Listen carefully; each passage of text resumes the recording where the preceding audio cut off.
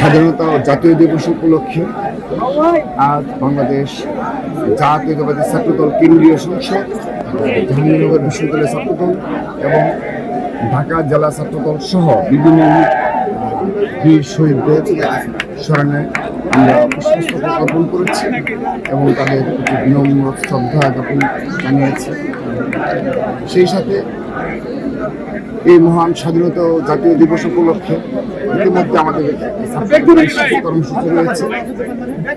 তার মাঝে সবচেয়ে বড় যে বিষয়টি হলো সেটি হল যে জাতীয় জীবনের যে আকাঙ্ক্ষা ছিল, এই মহান মুক্তিযুদ্ধ মহান স্বাধীনতা যে আকাঙ্ক্ষা ছিল, সেই আকাঙ্ক্ষা সত্যিকার অর্থে এত বছর পরেও আমাদের পূরণ হয়নি বলে আমরা মনে করছি।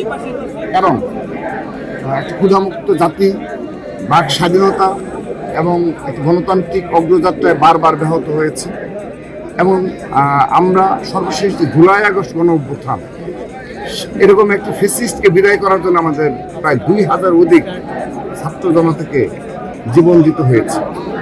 তারপরও আমরা পরিপূর্ণ যে স্বাধীনতা, সেগুলো কিন্তু আমরা লাভ করতে পারিনি। নতুন নতুন বাস্তবতায় নতুন নতুন সংকট এদেশে উদ্ভব হচ্ছে। আমরা যদি মহান স্বাধীনতা জাতীয় দিবস উপলক্ষে আজ আবার নতুনভাবে শপথ নিতে পারি যে নতুন সরকারের অগ্রযাত্রায় আমরা সবাই ভেদাভেদ ভুলে গিয়ে ঐক্যবদ্ধ জাতি গঠনে আমরা শপথ নেব এবং সেখানে অবশ্যই বিরোধিতা থাকবে, কিন্তু যৌক্তিক বিরোধিতা।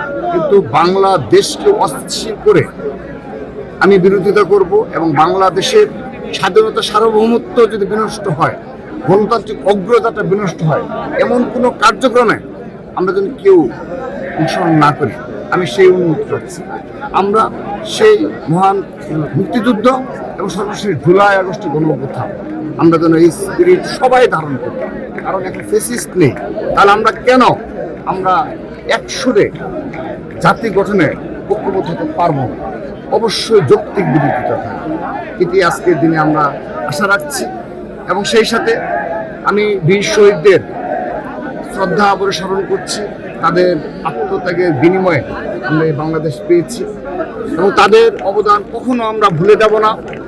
যুগে যুগে শত বছরেও আমরা এভাবেই তাদেরকে স্মরণ করে যাব। এবং কিন্তু একটি বিষয় পরিতাপের বিষয় হলো ইতিহাস বিকৃতি। যেমন আমরা সর্বশেষ যে লক্ষ্য করছি যে আজও সম্ভবত একটি বিশেষ রাজনৈতিক দল যারা 1971 সালে যাদের বিতর্কিত ভূমিকা অবতীর্ণ হয়েছিল, তারা আজ মহান স্বাধীনতা জাতীয় দিবস উপলক্ষে এই স্মৃতিসৌধে পুষ্পস্তবক অর্পণ করেছে।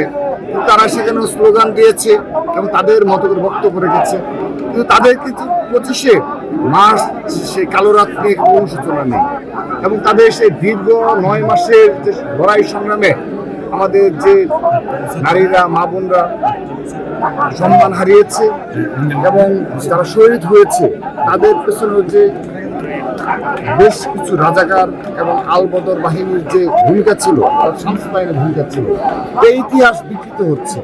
তো এই ইতিহাস বিকৃতি করে তারা যদি নতুনভাবে নতুন বয়ান তৈরি করে মনে করে থাকে যে এই 1971 সালকে স্মরণ করবে, 26শে মার্চকে স্মরণ করবে, তো আমি মনে করি এটি অবশ্যই জুলাই আগস্টের গণ অভ্যুত্থানের যে স্পিরিট, তার বিরোধী এবং পরিপন্থী। কারণ একটি সময় আসবে, আজ জামাতে ইসলাম এবং ইসলামী ছাত্র শিবির যেভাবে আল শামস, আল বদর এবং 1971 সালের বিতর্কিত ভূমিকাকে অস্বীকার করে এবং তারা আজও জাতির কাছে ক্ষমা না চেয়ে যেভাবে তারা উল্টো একটি নেগেটিভ দাঁড় করাচ্ছে, হয়তো বা একটি সময় আওয়ামী লীগ, ছাত্রলীগও এই জুলাই আগস্ট গণ অভ্যুত্থান নিয়ে তাদের মতো করে একটা নেগেটিভ ইতিমধ্যে দাঁড় করানোর চেষ্টা করছে।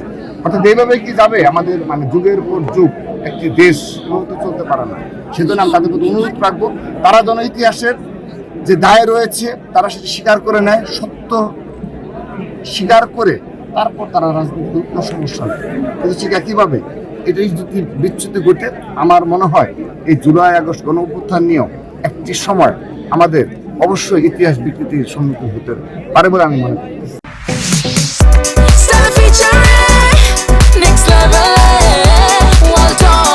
Side by side fridge